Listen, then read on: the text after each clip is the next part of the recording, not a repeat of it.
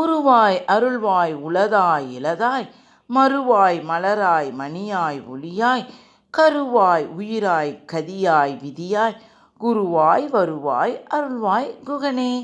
நான் பாலகோபாலா பக்தை லதா பேசுகிறேன். அனைவரும் சப்ஸ்கிரைப் பண்ணுமாறு வேண்டிக் கொள்கிறேன், நம்முடைய முருகனுடைய அருளை பெறுவதற்காக. நான் இந்த திருநாமத்திற்கு நடுவே இதை நான் சொல்ல ஏன் விரும்புகிறேன் என்று தெரியுமா? இந்த தைப்பூசத்தினுடைய சிறப்பு திருவிழாவை பற்றி நான் உங்களுடன் ஷேர் பண்ண விரும்புவதால் இந்த வீடியோவை நான் எடுத்துள்ளேன். தயவுசெய்து கடைசி வரை ஸ்கிப் பண்ணாமல் பாருங்கள். இந்த தைப்பூசம் எப்போது, நம்முடைய வேண்டுதல்கள் நிறைவேற முருகனை எவ்வாறு வழிபட வேண்டும், பிறகு இந்த தைப்பூசத்தினுடைய வரலாறை பற்றியும் நாம் காண்போம். அதாவது தைப்பூசம் வருகின்ற வியாழக்கிழமை 25ஆம் தேதி இந்த தைப்பூசம் வருகிறது. தெரியும் அல்லவா? முருகப்பெருமானை விரதமிருந்து வழிபட்டு முருகனுடைய அருளை பெறுவதற்கு ஏற்ற நாட்களிலே மிக முக்கியமானது தைப்பூச திருநாளாகும். தைப்பூச திருநாளில் பழனியில் கோலாகலமாக கொண்டாடப்படும். குன்று இருக்குமிடமெல்லாம் குமரன் இருப்பான் என்பது நமக்கே தெரியும். அதனால் ஒவ்வொரு இடத்திலும் மிகவும் சிறப்பாக இந்த தைப்பூசத்தை கொண்டாடப்படுகிறது. தைப்பூசத்தன்று முருகப்பெருமானை வழிபட்டால் வேண்டுதல்கள் அனைத்தும் நிறைவேறும். அதாவது இது என்னன்னு பாருங்களேன். பஞ்சபூதங்களும் இறைவனுக்குள் அடக்கம் என்பது நாம் உணர்த்தும் இந்த நாளாக தைப்பூசம் விளங்குகிறது. அதனால்தான் இந்த நாளில் சிவ ஆலயங்களில் சிறப்பு பூஜைகளும் நடத்தப்படும்.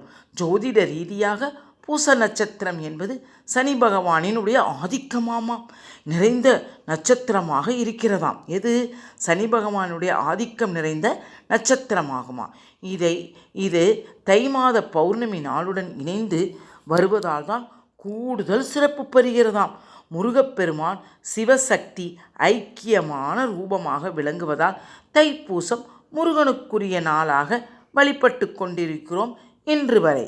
அதாவது இந்த தைப்பூசத்தினுடைய வரலாறு என்னன்னு பார்த்தங்கன்னா, முனிவர்களுக்கு பலவிதமான துன்பங்களை கொடுத்து வந்த தரகாசுரன் என்ற அசுரனை முருகப்பெருமான் இந்த நாளில்தான் வதம் செய்தார். முருகப்பெருமான் வள்ளியை திருமணம் செய்து கொண்டதும் அன்னை பராசக்தியின் மொத்த சக்திகளை உள்ளடக்கிய சக்தி வேலை வாங்கியதும் இந்த நாளில்தானான். முருகப்பெருமானுக்குத்தான் அளித்த சாபத்தை நீக்குவதற்காகவே அவர் முன் தோன்றி பார்வதி தேவி காட்சி கொடுத்ததும் இந்த தைப்பூச திருநாள்தானான் என்று புராணங்கள் சொல்லப்படுகிறது. இந்த ஞான பண்டிதனான முருகப்பெருமான் தனது தந்தை ஈசனுக்கே பிரமண மந்திரத்தை உபதேசித்த நாளும் இந்த தைப்பூசம் நாளில்தான் உபதேசித்தாராம் நம்முடைய முருகன். திருமணம் செய்ததால் ஊடல் கொண்ட தெய்வானையை சமாதானம் செய்து வள்ளி தெய்வானையை முருகன் காட்சி கொடுத்த நாளும் இந்த தைப்பூசம் நாள் என்று சொல்லப்படுகிறது. இந்த தைப்பூசம் திருநாள் சிவன் மற்றும் பார்வதி தேவியுடன் தொடர்புடைய நாளாகவும் கருதப்படுகிறது. ஏனென்றால் மார்கழியில் திருவாதிரையில் சிதம்பரத்தில் சிவபெருமான் தனித்து நடனமாடினாராம். இதை கண்ட பார்வதி தேவிக்கு நாமும் சிவனைப் போலவே நடனம் ஆட வேண்டும் என்று அவருக்கு ஆசைப்பட்டு பராசக்தி தனியாகவே ஆனந்த தாண்டவம் ஆடியதும் இந்த தைப்பூச நாளில்தானாம். சிதம்பரத்தில் சிவன் பார்வதி இருவரும் இணைந்து ஆனந்தம் நடனம் ஆடியதும் இந்த தைப்பூசத்தின் திருநாளில். முருகப்பெருமான் அகத்தியருக்கு தமிழை கற்றுக் கொடுத்தது இதே தைப்பூசம் திருநாளில்தான் என்று சொல்லப்படுகிறது. தைப்பூச நாளில்தான் நீர் உருவானது. அந்த நீரிலிருந்துதான் நிறைய வகையான உயிர்கள் எல்லாம் தோன்றப்பட்டதாம். இப்படி பாருங்கள், இந்த தைப்பூச நாளில் எவ்வளவு நல்ல காரியங்கள் எல்லாம் நடந்திருக்கிறது. அதனால்தான் இந்த தைப்பூச நாளில் தொட்ட காரியங்கள் அனைத்தும் வெற்றியடையுமா. பிரிந்த தம்பதிகள் ஒன்று சேர்வார்களாம். குழந்தை இல்லாதவர்களுக்கு குழந்தை பிறக்குமாம். திருமணம் கைகூடுமாம். ஆயுள், குடும்பம், ஒற்றுமை ஆகிய அனைத்தும் நன்றாகவே இருக்குமாம். தைப்பூசத்தன்று முருகனுக்கு நடக்கும் பூஜைகள் அபிஷேகங்களை கண்டால் சகல பாவங்களும் நீங்கும், தோஷங்கள் நீங்கும், நினைத்த காரியங்கள் எல்லாம் கைகூடுமாமாம். தைப்பூச விரதம் இருக்கும் முருக பக்தர்கள் மார்கழி மாதத்திலேயே துவங்கி தொடர்ந்து சிலவங்களாம் 48 நாள் விரதமும் கூட இருப்பார்களாம். லட்சக்கணக்கான பக்தர்கள் பழனிக்கு நடந்தே சென்று காவடி ஏந்தி பாத யாத்திரையாக வந்து நேர்த்திக்கடன் செல்வது கூட இன்று வரை வழக்கமாக வைத்து உள்ளார்கள்.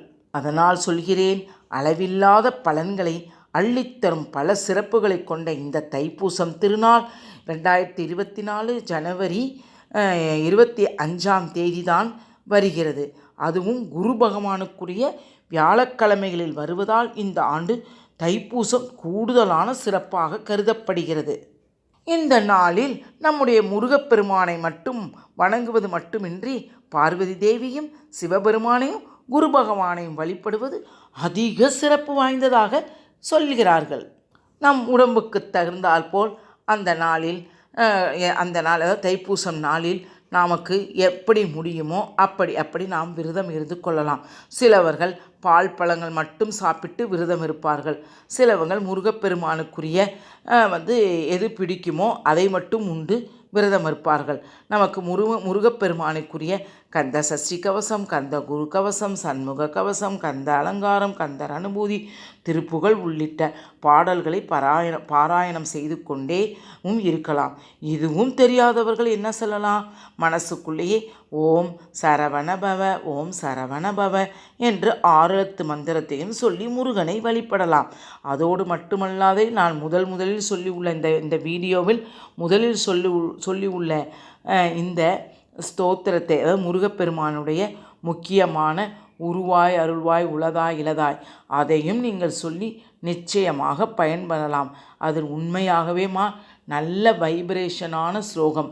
அதை நான் டெய்லியுமே சொல்லி கொண்டு உள்ளேன். எனக்கு நல்ல வைப்ரேஷன் தெரிகிறது. தயவுசெய்து இந்த தைப்பூச நாளிலாவது அதை சொல்லுங்கள். நாம் விரைவில் அதையும் மனப்பாடமாக படிக்கலாம். அருகில் ஏதாவது முருகப்பெருமான் கோயில் இருந்தால் அவரை போய் தரிசித்து விட்டு பிறகு சந்திரனா இங்கே நான் மேலே உள்ளதான் நிலா, அந்த நிலாவை தரிசித்த பிறகே விரதத்தை நிறைவு செய்ய வேண்டும். திருநாளுக்கு எவ்வளவு சிறப்புகள் உண்டு என்பதை நாம் பார்த்தோம் அல்லவா? அதனால் நாம் அனைவரும் முருகனை நினைத்து வழிபட்டு அவருடைய அருளை நாம் பெறுவதற்கு நாம் இந்த தைப்பூச விரதத்தை மேற்கொள்வோமாக. வாழ்க வளமுடன். ஹரே கிருஷ்ணா. பிடித்திருந்தால் லைக் பண்ணவும், ஷேர் பண்ணவும், கமெண்ட் பண்ணவும்.